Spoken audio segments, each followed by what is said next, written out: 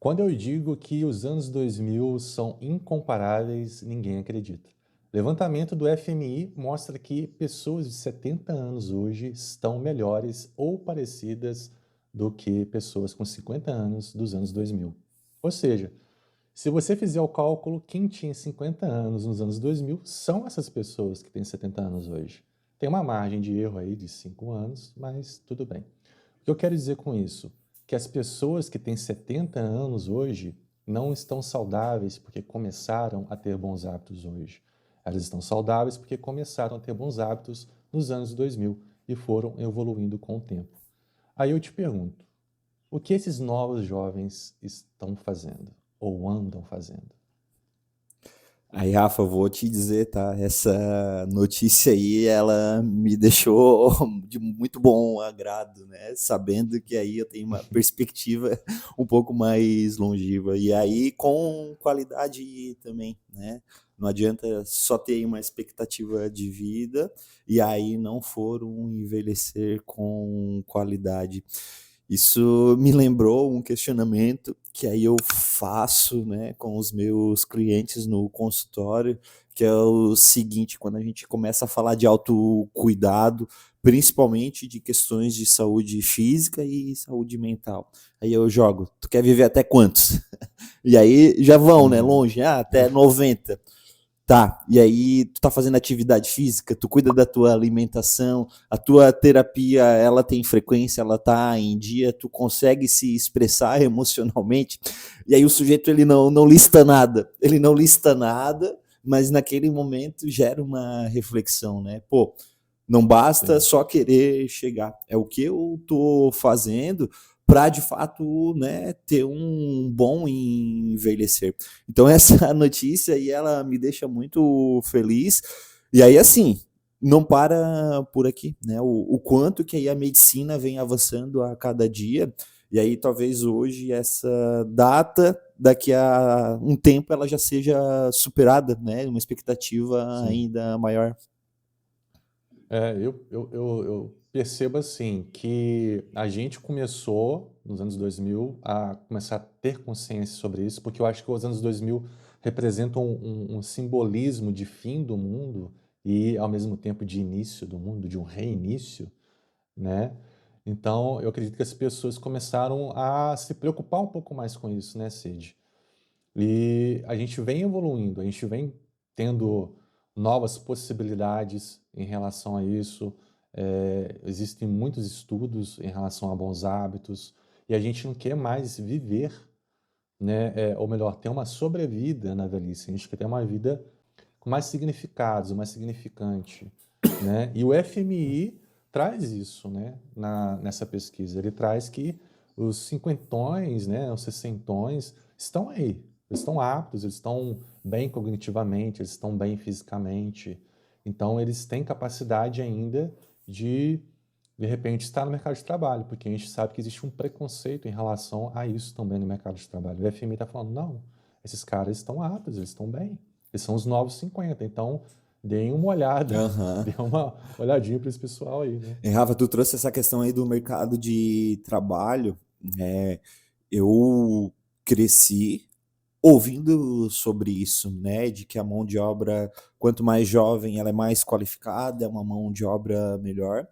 Só que aí hoje eu vejo que não é mais dessa forma os comentários, né? Que aí é pelo contrário, pessoas com mais idade acabam tendo aí mais responsabilidade e até mais disposição para lidar com Sim. a rotina, né? É. E aí entra muita questão aí da resiliência também, que essas pessoas, né, acabaram adquirindo com a experiência, mas é um dado bem bacana, assim, né, que hoje a gente vê o quanto as pessoas com mais idade, elas começam a ser valorizadas, né?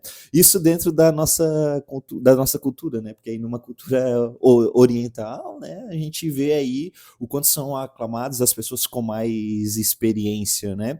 E aí no nosso modelo cultural aqui acaba que é ao inverso, é um sentido aí das pessoas velhas, é como se não prestasse mais, se tivessem que viver à margem da sociedade, né? Hum. Eu acho que cada vez está mais nichado essa questão de etarismo, né? Eu acho que o etarismo ele entra em várias camadas. Eu acho que tem etarismo nos 40, tem etarismo nos 50, tem etarismo se bobear nos 20, 30, dependendo do contexto que você for analisar, né, Cid?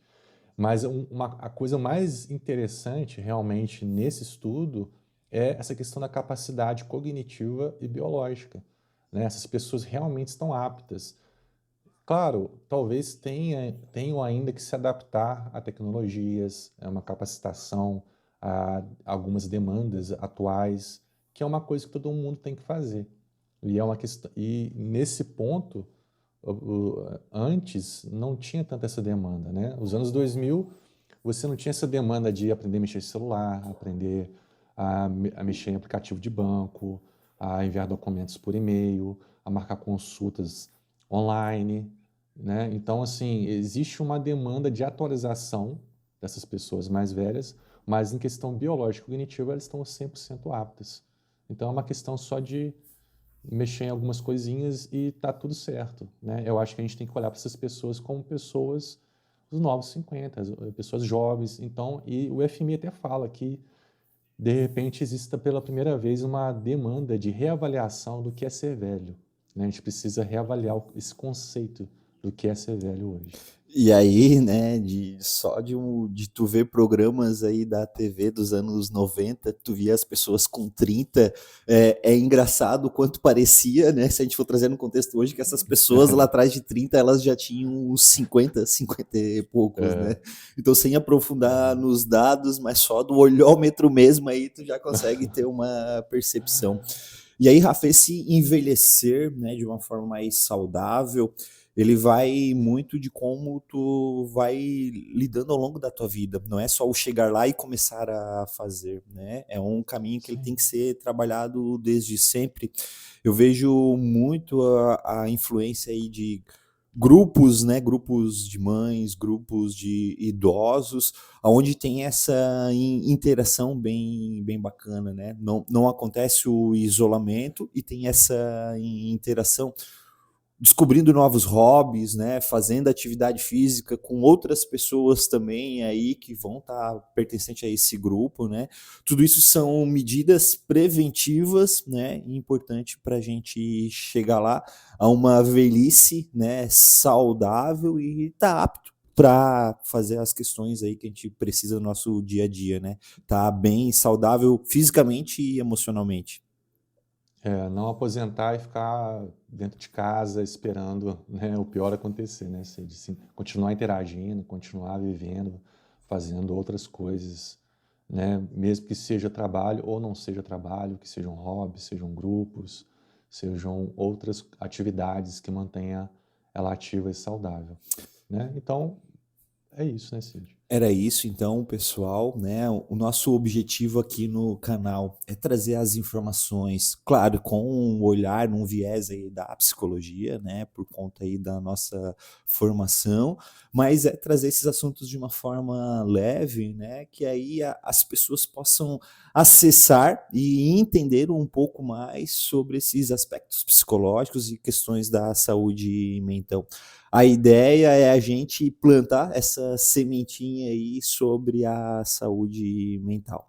Então, a sua participação aqui no nosso canal, ela é extremamente importante. Compartilhar os nossos vídeos, né? Deixar o seu recado aqui também. Tudo isso ajuda o algoritmo do YouTube a estar recomendando os nossos vídeos. Bom, o nosso tema de hoje era isso, então. Agradecer aí a presença até o final do vídeo e até mais. Até mais, pessoal. Até o próximo vídeo. Valeu.